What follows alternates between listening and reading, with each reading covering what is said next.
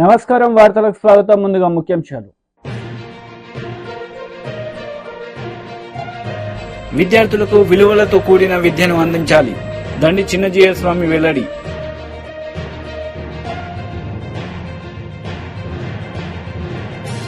ప్రత్యేక హోదాను జగన్ విమర్శించారు. కడప ఎంపీ కాంగ్రెస్ అభ్యర్థి వై షర్మిలారెడ్డి ఆగ్రహం.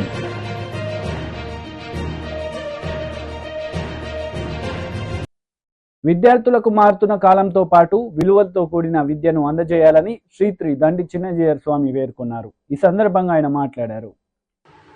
విద్యార్థులకు మారుతున్న కాలంతో పాటు విలువలతో కూడిన విద్యను అందజేయాలని శ్రీ దండి చిన్నజీయర్ స్వామి పేర్కొన్నారు. నిర్మల్ జిల్లా కడెం మండలంలోని మారుమూల గిరిజన గ్రామమైన అలంపల్లి గ్రామంలో శ్రీ సీతారామ స్వామి వారి ఆలయం, జిఆర్ గురుకులంలోని జూనియర్ కళాశాలను త్రిదండి చిన్నజీయర్ స్వామి వారు శుక్రవారం మధ్యాహ్నం ప్రారంభించారు. ఈ సందర్భంగా సీతారామ స్వామి వారి ఆలయంలో చిన్నజీయర్ స్వామి ప్రత్యేక పూజలు నిర్వహించి భక్తులకు తీర్థగోష్ఠి ప్రసాదాలను అందజేశారు. అనంతరం అక్కడ ఏర్పాటు చేసిన సమావేశంలో వారు మాట్లాడారు. విద్యార్థులు 10వ తరగతి తర్వాత ఉన్నత చదువులు చదవాలని ఇంటర్ కళాశాలను ప్రారంభించామన్నారు. అలంపల్లి గ్రామంలో స్థానిక నాయకుల భక్తుల కోరిక మేరకు సీతారామ స్వామి వారి ఆలయం నిర్మించినట్లు తెలిపారు. ఆలయ నిర్మాణంలో పాల్పంచుకున్న ప్రతి ఒక్కరికి అభినందనలు తెలియజేశారు. ఇక్కడ చదువుకున్న విద్యార్థులు ప్రపంచానికి ఆదర్శంగా నిలవాలని ఆకాంక్షించారు. అనంతరం ట్రాస్మా యూనియన్ నాయకులతో సమావేశం నిర్వహించి విద్యార్థులకు సబ్జెక్టులతో పాటుగా వ్యక్తిగత విలువలు నేర్పించాలని ట్రాస్మా నాయకులను కోరారు. ఈ విషయంపై తస్మా ఆధ్వర్యంలో ఉమ్మడి జిల్లా వ్యాప్తంగా ఉపాధ్యాయులకు శిక్షణ ఇచ్చి వారి ద్వారా విద్యార్థులకు విలువలతో కూడిన నాణ్యమైన విద్యను అందించేలాగా విచ్చేయాలని సూచించారు. త్వరలో వికాస తరంగిణి ఆధ్వర్యంలో ఉపాధ్యాయులకు శిక్షణ తరగతులు నిర్వహిస్తామన్నారు. ఈ వేడుకలకు హాజరైన భక్తులకు అన్నదాన కార్యక్రమం ఏర్పాటు చేశారు. ఈ కార్యక్రమాల్లో Khanapur MLA Bojju Patel, Ashwaraopet MLA Adinarayana, Adilabad MLA Payala Shankar, TRUSMA రాష్ట్ర మాజీ అధ్యక్షుడు యాదగిరి శేఖర్రావు, జిల్లా అధ్యక్షుడు విష్ణువర్ధన్ రావు, ప్రధాన కార్యదర్శి శ్రీకాంత్ రెడ్డి, పలువురు వివిధ మండలాల నాయకులు, భక్తులు భారీ సంఖ్యలో పాల్గొన్నారు. ఇలాంటి సబ్జెక్ట్స్ తోటి in addition to these subjects is it necessary to teach a class with morals? Is it really necessary? It's not. మరి ఎక్కడ చెప్పాలి వాటి? ప్రతి సబ్జెక్ట్ లోనూ కూడా మోరల్స్ అనేవి ఇంటర్నల్ పార్ట్ కావాలి. మీరు భాష చెప్తున్నా, కెమిస్ట్రీ చెప్తున్నా, ఫిజిక్స్ చెప్తున్నా, బాటనీ చెప్తున్నా, జియాలజీ చెప్తున్నా, సోషల్ స్టడీస్ చెప్తున్నా, సివిక్స్ చెప్తున్నా, హిస్టరీ చెప్తున్నా, మోరల్స్ అనేవి దాంట్లో ఇంటిగ్రల్ పార్ట్ కావాలి తప్ప ఇది విడదీసి చూపించడం అంటే పచ్చడిని విడిగా తినవలను, పువ్వును విడిగా తినవలను, సాంబార్ రుచిని చక్కగా చూడవలను అని చెప్పినట్టు ఉంటుందన్నమాట. అలా ఉండకూడదు కదా. అలా ఉండకూడదు కంటే మనం విలువల్ని ఎట్లా ఈ సబ్జెక్ట్స్ లో ఇన్కార్పొరేట్ చేయాలి అనే దాని మీద మన ప్రజ్ఞ పనిచేసింది. మన ట్రస్మా టీచర్స్ కూడా దాన్ని చూశారు, చాలా సంతోషపడ్డారు. ఇలాంటిది మనం మన రాష్ట్ర స్థాయిలో ఉండే అన్ని జిల్లాల్లో కూడా తీసుకువెళ్ళడానికి ఒక పంచవర్ష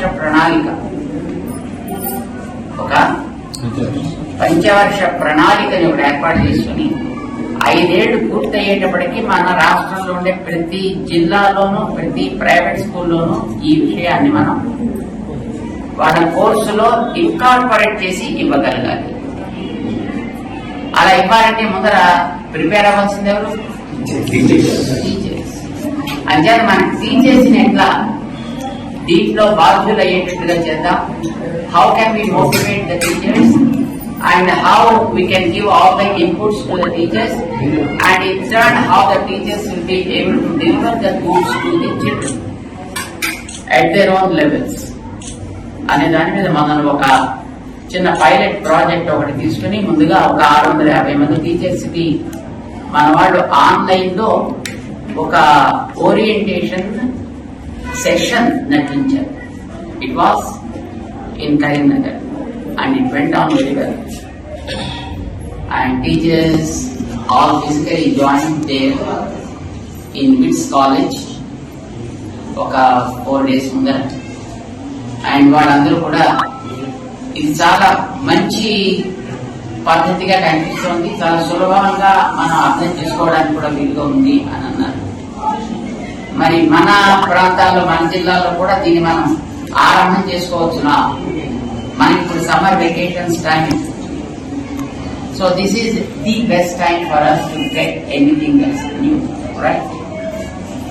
అందుచేత మనం ఈ సమయాన్ని మనం వినియోగించుకుని మన ప్రాంతాల్లో టీచర్స్ అందరినీ కూడా మనం మోటివేట్ చేసుకుని వాళ్ళందరికీ కూడా ఇది ఎట్లా జరిగింది అనేది మన కరీంనగర్ వాళ్ళ ద్వారా ఒకసారి షేర్ చేసుకోగలిగితే మన టెస్మా సెంటర్ నుంచి వాటిని మనం ఒక స్టడీ మనం కూడా చేసి ఇది ఎంతవరకు సబబుగా ఉంటుంది అనేది మనం అర్థం చేసుకోగలిగితే దెన్ డెఫినెట్లీ మన ప్రాంతంలో ఉండే టీచర్స్ అందరికి కూడా దీన్ని మనం చేరవేయచ్చు. దాని గురించి ఒకసారి మీకు అందరికీ పరిచయం చేయాలి అనే ఉద్దేశంతో మిమ్మల్ని అందరినీ కూడా శేఖర్ గారు తీసుకొచ్చారు. మేమంతా సిద్ధం సభలో సీఎం జగన్ పాల్గొన్నారు. ఈ సందర్భంగా పలు అంశాలపైన మాట్లాడుతూ ప్రవేశపెట్టిన పథకాలను, అమలు చేసిన పథకాలను వివరిస్తూ చంద్రబాబు నాయుడు వంటి వాళ్ళకు ఓటు వేయొద్దు అంటూ వేడుకున్నారు. ఇంటి వద్దనే టెస్టులు, ఇంటి గ్రామంలోనే మందులు, గవర్నమెంట్ ఆసుపత్రుల్లో మా రూపురేఖలు మారుస్తూ నాడు నేడు 25 లక్షల వరకు ఉచితంగా ఆరోగ్యశ్రీయే కాదు, ఆపరేషన్ అయిన తర్వాత కూడా పేదవాడు ఇబ్బంది పడకుండా ఆరోగ్య ఆసరా, కొత్తగా పడతా ఉన్న 17 కొత్త మెడికల్ కాలేజీల నిర్మాణం వంటి ప్రతి పేదవాడికి, ప్రతి మనిషికి బతికించే జగన్ మార్కు వైద్య విప్లవాలన్నీ కూడా ఫ్యాన్ మీద 2 ఓట్లు పడితే అన్ని కూడా కొనసాగుతాయి. లేదంటే మళ్ళీ చంద్రముఖి నిద్రలేస్తుంది. వదల బొమ్మాలి వదల అంటుంది. పేదవాడు అప్పులు పాలై వైద్యం అందని పరిస్థితిలోకి ఆ పేదవాడిని తీసుకొని పోతుంది ఈ చంద్రముఖి. ఫ్యానుకు ఓటు వేస్తేనే అక్క చెల్లెమ్మల రాజ్యం, ఫ్యానుకు ఓటు వేస్తేనే పిల్లల్ని బడికి పంపే తల్లులకు అమ్మఒడి అనే పథకం, ఫ్యానుకు ఓటు వేస్తేనే ఆ పిల్లల చదువులకు, పిల్లల చదువులకు ఆ తల్లి ఇబ్బంది పడుకోకుండా విద్యా దీవెన, వసతి దీవెన. ఫ్యానుకు ఓటు వేస్తేనే ఆ అక్క చెల్లెమ్మలకు ఆ ఆసరా ఇచ్చిన చేతితో 0 వడ్డీ అనే కార్యక్రమం. ఫ్యానుకు ఓటు వేస్తేనే ఓ చేయూత కొనసాగింపు, ఫ్యానుకు ఓటు వేస్తేనే ఓ కాపు నేస్తం కొనసాగింపు, ఫ్యానుకు ఓటు వేస్తేనే ఓ ఈబీసీ నేస్తం కొనసాగింపు, ఫ్యానుకు ఓటు వేస్తేనే ఓ వైఎస్ఆర్ జగనన్న కాలనీలు, అందులో 31 లక్షల ఇళ్ల పట్టాలు, అందులో కడతా ఉన్న 22 లక్షల ఇళ్లు అన్ని కూడా వేగంగా అడుగుల ముందుకు. ఫ్యానుకు ఓటు వేస్తేనే నామినేటెడ్ పదవుల్లో నా అక్క చెల్లెమ్మలకు అగ్ర తాంబూలం ఇస్తూ 50% రిజర్వేషన్లతో నామినేషన్లో ఉన్న పనులు, నామినేషన్లో ఉన్న పదవులు అన్ని కూడా నా అక్క చెల్లెమ్మలకిచ్చే మహిళా సాధికారత ప్రభుత్వం. ఒక్క ఫ్యానుకు ఓటు వేస్తేనే మీ బిడ్డ జగను మళ్ళీ వస్తేనే అన్నది ప్రతి ఒక్కరూ కూడా ఆలోచన చేయండి. లేదంటే మళ్ళీ చంద్రముఖి నిద్రలేస్తుంది,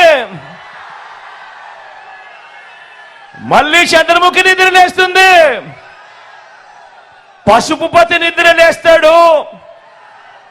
వదల బొమ్మాలి వదల అంటాడు. అక్క చెల్లెమ్మలకు గుర్తుందా? పొదుపు సంఘాల విషయాలు గుర్తున్నాయా? మోసం చేసిన విషయాలు గుర్తున్నాయా? మళ్ళీ అక్క చెల్లెమ్మల బ్రతుకులన్నీ కూడా అతలాకుతలం అవుతాయి. గుర్తు పెట్టుకోమని కోరుతా ఉన్నా. అందుకే ఓటు వేసే ముందు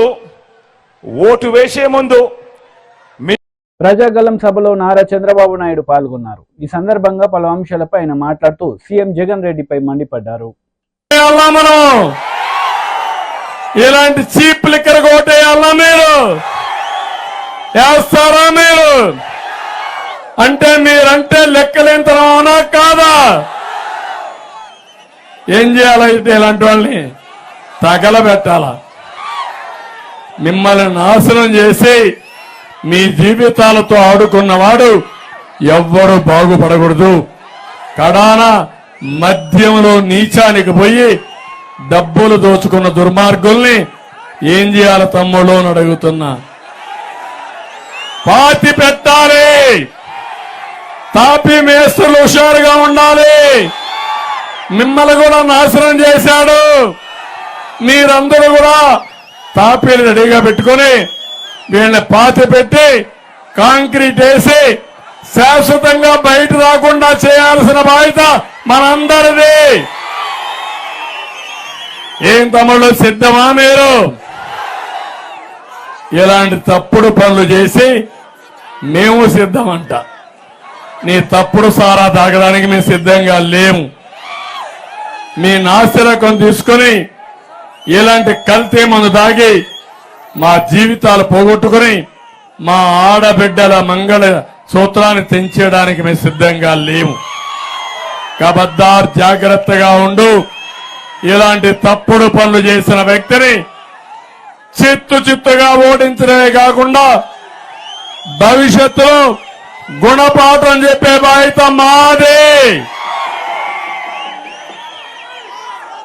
అందుకే తమ్ముళ్ళు ఈరోజు ఇతన్ని చూసినప్పుడు ఒకటి రెండు కాదు చాలా అన్యాయం చేసే పరిస్థితికి వచ్చాడు. నేను అందుకనే మిమ్మల్ని అందరినీ మనం చూస్తే తెలుగుదేశం పార్టీని చూసినప్పుడు అభివృద్ధి జ్ఞాపకం వస్తుంది. జగన్మోహన్ రెడ్డి చూసినప్పుడు విధ్వంసం జ్ఞాపకం వస్తుంది. ఇక్కడంతా కూడా చాలా మంది ఎంఆర్పిఎస్ కార్యకర్తలు కూడా ఉన్నారు. 96లో ఏబిసిడి కేటగరైజేషన్ తీసుకొచ్చిన పార్టీ తెలుగుదేశం పార్టీ.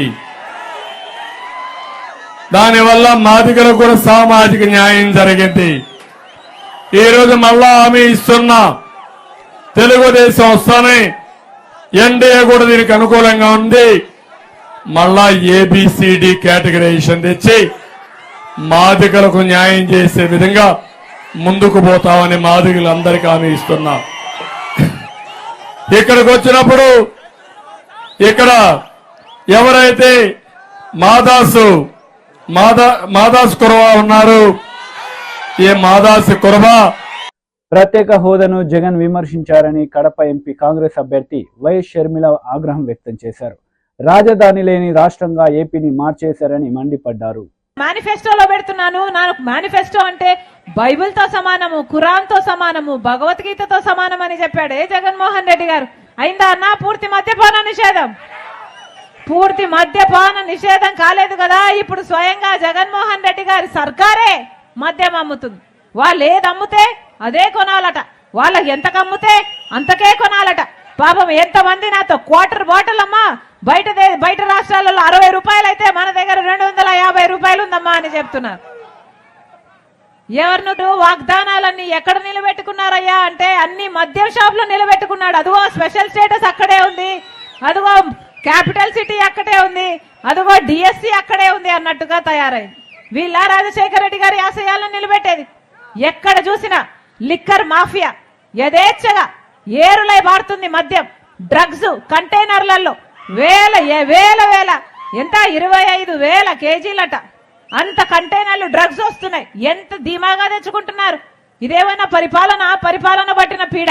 ఒక పక్కేమో లిక్కర్ మాఫియా, వైన్ మాఫియా, ఇంకో పక్కేమో మైన్ మాఫియా, ఇంకో పక్క శాండ్ మాఫియా, ఇంకో పక్క ల్యాండ్ మాఫియా. ఇదంతా సరిపోదన్నట్టు సొంత చిన్నాననే హత్య చేసిన వాళ్ళను పక్కన పెట్టుకొని తిరుగుతున్నాడు జగన్మోహన్ రెడ్డి గారు. వీళ్ళ రాజశేఖర రెడ్డి గారి ఆశయాలను నిలబెట్టేది. హత్య రాజకీయాలు, గుండా రాజకీయాలు, లిక్కర్ల రాజకీయాలు, ఎక్కడ చూసినా మాఫియాలు, వీళ్ళ రాజశేఖర రెడ్డి గారి ఆశయాలను నిలబెట్టేది.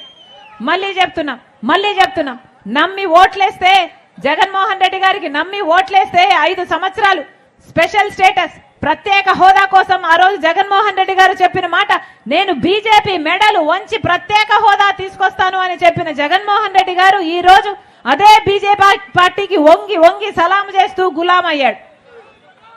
ఇదేనా రాజశేఖర రెడ్డి గారి ఆశయాలను నిలబెట్టడం అంటే?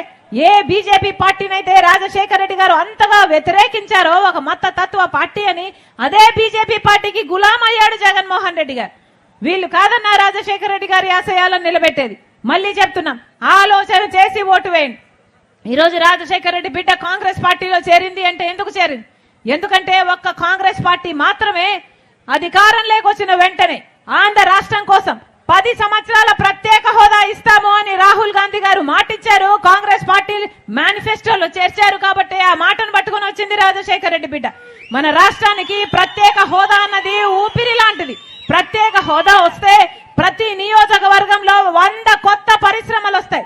ప్రతి నియోజకవర్గంలో 100 పరిశ్రమలు వస్తే మనకు ఎంత అభివృద్ధి జరుగును, మన బిడ్డలకు ఎన్ని ఉద్యోగాలు వచ్చును. ప్రత్యేక హోదా అన్నది మన ఆంధ్ర రాష్ట్రానికి ఊపిరి లాంటిది. అది ఒక్క కాంగ్రెస్ పార్టీ వల్ల మాత్రమే సాధ్యమవుతుంది. కాబట్టి రాజశేఖర రెడ్డి బిడ్డ కాంగ్రెస్ పార్టీలో చేరింది. ఈ రోజు మీ ముందర నిలబడి అడుగుతుంది, రాజశేఖర రెడ్డి బిడ్డ మళ్ళీ రాజశేఖర రెడ్డి గారి సంక్షేమ పాలన రావాలి అంటే, మీ ఇంటి గడపకు తేవాలి అంటే, మీ అందరూ కాంగ్రెస్ పార్టీని ఆశీర్వదించండి, హస్తం గుర్తు మీద ఓటేయాలని మరొకసారి రాజశేఖర రెడ్డి బిడ్డ ప్రతి అన్నకు, ప్రతి తమ్ముడికి, ప్రతి అక్కకు, ప్రతి చెల్లికి శిరస్సు వంచి చేతులు జోడించి మనస్ఫూర్తిగా ప్రార్థించుకుంటున్నాం. ఎమ్మెల్యే అభ్యర్థి కాంగ్రెస్ పార్టీ. బీజేపీలో చేరికలు జరిగాయి. ఈ సందర్భంగా ఎంపీ బండి సంజయ్ మాట్లాడారు. 102 పార్లమెంటు స్థానాల్లో ఈరోజు ఎన్నికలు జరిగినాయి. ఎన్నికల అనంతరం ఏ సర్వే చూసినా కూడా అక్కడ వాతావరణం చూస్తే పూర్తిగా భారతీయ జనతా పార్టీ బీజేపీ మయం కాబోతున్నాయి. ఇవాళ పోలింగ్ జరిగిన తర్వాత అక్కడ వాతావరణం చూస్తే ఎట్టి బస్లో ఈ ఎన్నికల్లో 370కి పైగా స్థానాలు, దాదాపు 400 స్థానాలు, పార్లమెంట్ స్థానాల్లో భారతీయ జనతా పార్టీ ఎట్టి బస్సులో గెలవబోతుందని చెప్పి ఈ రోజు 21 రాష్ట్రాల్లో 102 పార్లమెంట్ స్థానాల్లో ఎన్నికల సరళిని చూస్తే, పోలింగ్ జరిగిన సరళిని చూస్తే ఇవాళ ఏర్పడతా ఉన్నది. తెలంగాణ రాష్ట్రంలో కూడా అదే వాతావరణం ఉంది. ఎక్కడ చూసినా బీజేపీ మోడీ అనేటువంటి ఒక వాతావరణం నిర్మాణమై ఉంది. కాబట్టి ప్రజల దృష్టి మళ్లించడానికి బీఆర్ఎస్, కాంగ్రెస్ పార్టీలు ఒకరి మీద ఒకరు విమర్శలు చేసుకుంటూ ప్రజా సమస్యలను పక్కబెట్టి ఎన్నికల వాతావరణాన్ని చెడగొట్టి వాళ్ళు చేసిన అభివృద్ధి చెప్పుట్లేరు, చేస్తామని చెప్పి వీళ్ళు చెప్పుంటారు, చేస్తామని వాళ్ళు చెప్పుట్లేరు. ఓళ్ళు కూడా తిట్టుకొని టీవీలలో బ్రేకింగ్ కోసం ప్రయత్నం చేసి ప్రజల దృష్టి మళ్లించే ప్రయత్నం చేస్తున్నారు. కేసీఆర్ అంటాడు మాకు 20 మంది కాంగ్రెస్ ఎమ్మెల్యే టచ్ లో ఉన్నారంటాడు. కాంగ్రెస్ వాళ్ళు ఏమంటారు మాకు 20 మంది బీఆర్ఎస్ ఎమ్మెల్యేలు టచ్ లో ఉన్నారంటారు. మేము ప్రభుత్వం కూర్చోమని వాళ్ళంటారు, మీ పార్టీని అవుట్ చేస్తామని వీళ్ళంటారు. ఇటువంటి పరిస్థితి దానికోసం పార్లమెంట్ ఎన్నికలు కాదు. ఇలా కూర్చోడమే ఎజెండాగా ముందుకు వస్తారా?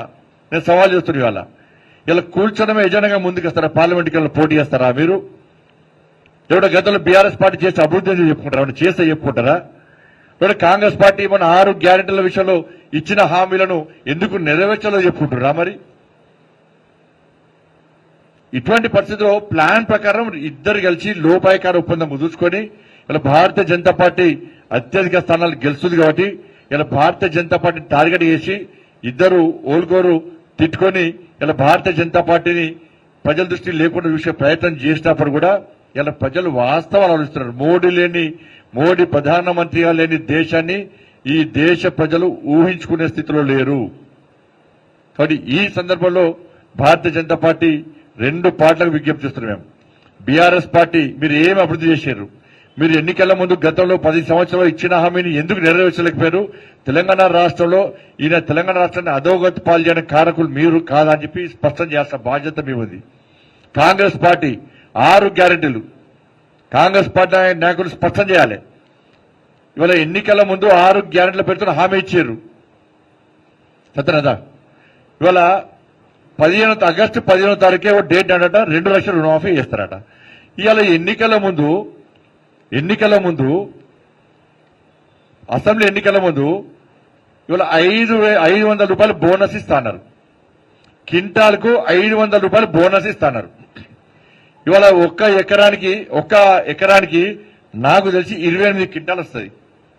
28 క్వింటాలు వస్తుంది అంటే 14,000 రూపాయలు ఒక్క ఎకరానికి బోనస్ పేరు మీద 14,000 రూపాయలు ఇస్తాను మీరు మాట ఇచ్చారు. ఇవాళ ఆ మాటను ఎందుకు నిలబెట్టలేకపోతున్నారు? తరుగు తాలు తేమలు లేకుండా కొంటాన్నారు, కొనుగోలు ప్రారంభించారు. ఎందుకు ఇలా కటింగ్ల పేరుతో కిలోకు 8 ఒక్క క్వింటాలకు 8 కిలోలు ఇలా తరుగు పేరుతో తాలు పేరుతో తేమ పేరుతో కటింగ్స్ పెట్టారు. ఇవాళ ఎన్నికలు మీరే హామీ ఇచ్చారు. అరే 500. కాంగ్రెస్ భారీ బహిరంగ సభలో సీఎం రేవంత్ రెడ్డి పాల్గొన్నారు. ఈ సందర్భంగా పలు అంశాలపై ఆయన ప్రసంగించారు. 10 ఏళ్ల వరకు నేను చెప్తున్నా, మానుకోట గడ్డ మీద నుంచి కల్వకుంట చంద్రశేఖరరావు గుర్తుపెట్టుకో, నువ్వు కాదు, నిన్ను అయ్య కాదు, నీ తాత కాదు, నిన్ను పుట్టించినోడు వచ్చినా 10 ఏళ్లు తెలంగాణ రాష్ట్రంలో కాంగ్రెస్ ప్రభుత్వం ఉంటది. ప్రజా పాలన అందిస్తాం. ప్రతి పేదవాడికి ఇచ్చిన మాట ప్రకారం ఇందిరమ్మ ఇండ్లు ఇస్తాం. ఆర్టీసీ బస్సులో ఉచిత ప్రయాణం ఇస్తాం. రాజీవ్ గాంధీ ఆరోగ్యశ్రీలో 10 లక్షలు ఇస్తాం. ఇంటింటికి 200 యూనిట్లు ఉచిత కరెంట్ ఇస్తాం. 500 రూపాయలకే సిలిండర్ ఇస్తాం. సంవత్సరం తిరిగే లోపల 2 లక్షల ఉద్యోగాలు ఇస్తాం. బీసీ జనాభా లెక్కలు కట్టి వాళ్ళ జనాభా ఎంతుందో వాళ్లకు నిధులు ఇస్తాం. ఇవన్నీ పనులు చేసే బాధ్యత మాది. ఇదే కాదు మీడియా మిత్రులారా, 100 రోజుల్లో మీకు తెలుసు అధికారం చేపట్టిన 48 గంటల్లో ఆడబిడ్డలకు ఆర్టీసీలో ఉచిత ప్రయాణం ఇచ్చినాం. ఇవాళకి 35 కోట్ల మంది ఆడబిడ్డలు అమ్మగారింటికి అత్తగారింటికి నచ్చిన దేవుణ్ణి మొక్కుకోనికే గుళ్ళు గోపురాలకు పోయొచ్చింది. 10 లక్షల రూపాయల రాజీవ్ ఆరోగ్యశ్రీ పథకం ద్వారా కార్పొరేట్ హాస్పిటళ్లలో వైద్యాన్ని పేదలకు అందించినాం. ఆడబిడ్డలకు మాట ఇచ్చినట్టు కట్టెలపై కష్టాలు తీరవాలని 4 నూర్లున్న సిలిండర్ను నరేంద్ర మోడీ 12 నూర్లు చేస్తే 500కే ఇస్తామని ఇవాళ ఆడబిడ్డలకు 500 రూపాయలకే సిలిండర్ ఇచ్చినాం. పేదవాళ్లకు వ్యవసాయానికి ఉచిత విద్యుత్తే కాదు, పేదవాళ్ల ఇండ్లకు కూడా 200 యూనిట్లు ఉచితంగా ఇస్తామన్నాం. ఇచ్చి బరాబర్ చూపించినాం. ఇవాళ పేదవాడి ఇంటికి 0 బిల్లులు ఇస్తున్నాం. ఇదే కాదు, పొంగులేటి గారి మంత్రివర్గం ఈరోజు 4,50,000 ఇందిరమ్మ ఇండ్లు 22,500 కోట్ల రూపాయలతోని ఇదే ఖమ్మంలో ప్రారంభించుకున్నాం. ప్రతి పేదవాడికి ఇవాళ ఇందిరమ్మ ఇండ్లు ఇస్తున్నాం. మేము ఉద్యోగం వచ్చిన ఎంబడే మా కుటుంబ ఉద్యోగాల కోసం కాదు, పేదోళ్ళ బిడ్డల ఉద్యోగాల కోసం ఎల్బీ స్టేడియంలో 3 నెలల్లో 30,000 ఉద్యోగాలు తలలు లెక్క పెట్టి ఇచ్చి పేదవాడి బిడ్డల కళ్ళల్లో ఆనందం చూసినాం.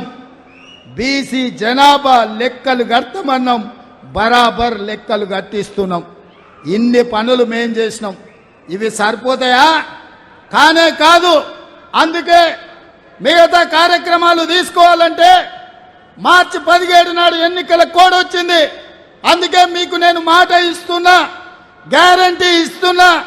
సోనియమ్మ మాటగా, రాహుల్ గాంధీ గ్యారంటీగా ఆగస్టు 15 తారీఖు లోపల 2 లక్షల రూపాయల రైతు రుణమాఫీ.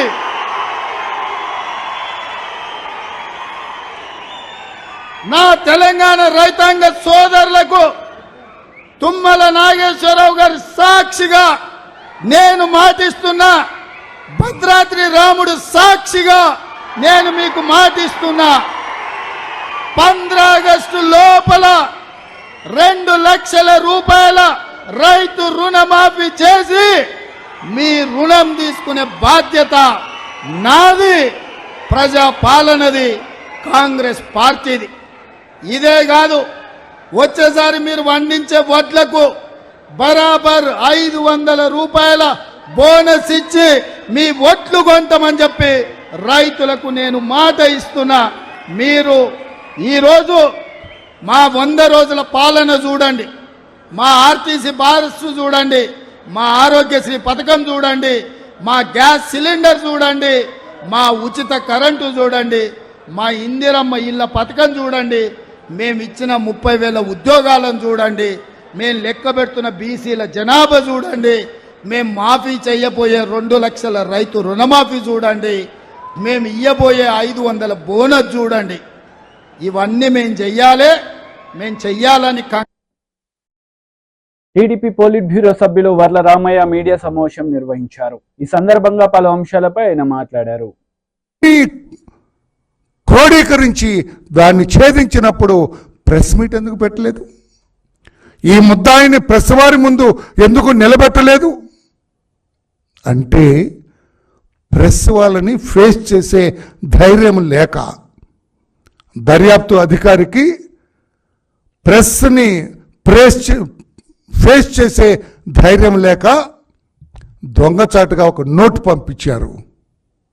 ఆ నోటు పంపించడంలోనే మీ దర్యాప్తు డొల్లతనం బయటపడింది.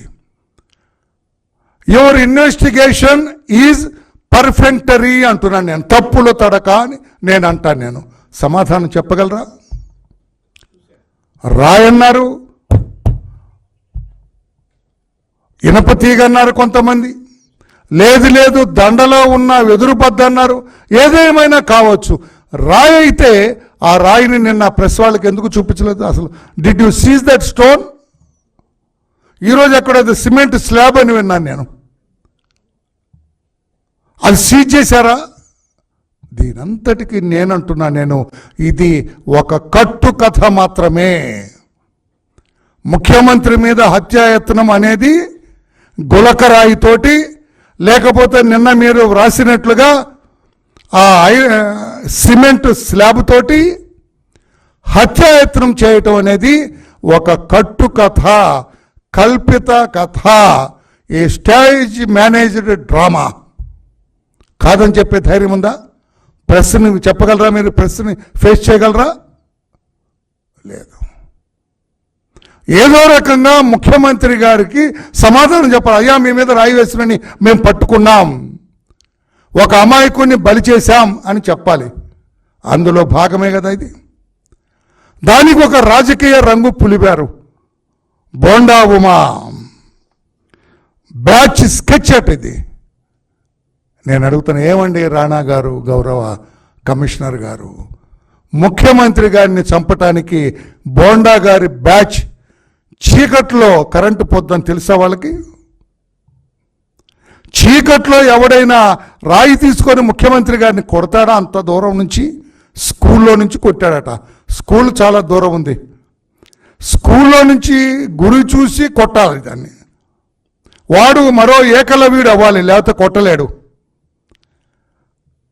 గురి చూసి చంపాలంటే ఏదో సున్నితమైన కణత మీదో దేని మీద కరెక్ట్ కొట్టాలి.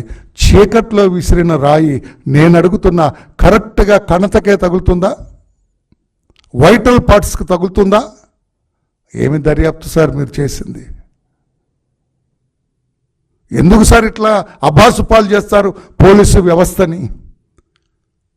పైగా సాక్షి వారు ఇప్పుడు ఇన్వెస్టిగేషన్ ఈయన చెప్పలా, ఈయన ఎలా పడు. మీరు ఇంకోటి గమనించట్లే పాత్రికేయ సోదరులారా, మీరేదో నేను చెప్పింది ఊరికి వింటున్నారంతే, నన్ను ప్రశ్నలు కూడా వేయట్లా మీరు.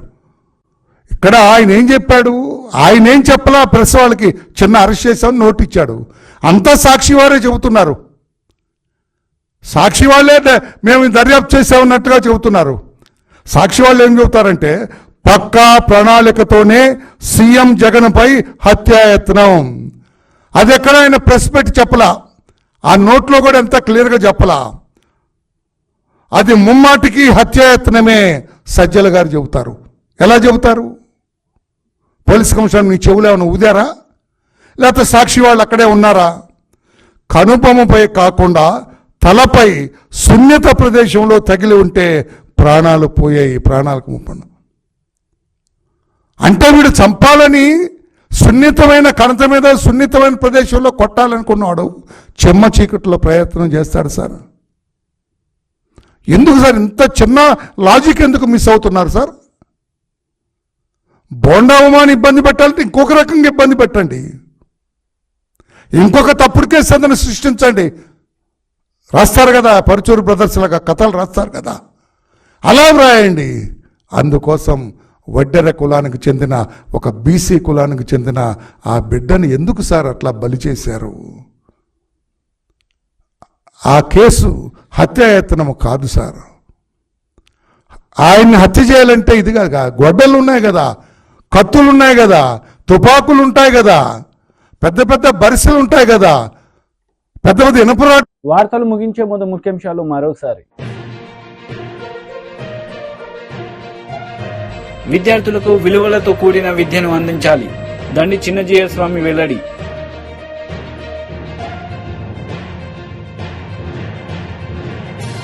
ప్రత్యేక హోదాను జగన్ విమర్శించారు, కడప ఎంపీ కాంగ్రెస్ అభ్యర్థి వై షర్మిలారెడ్డి ఆగ్రహం.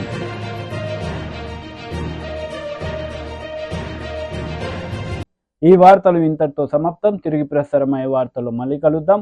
అంతవరకు సెలవు, నమస్తే.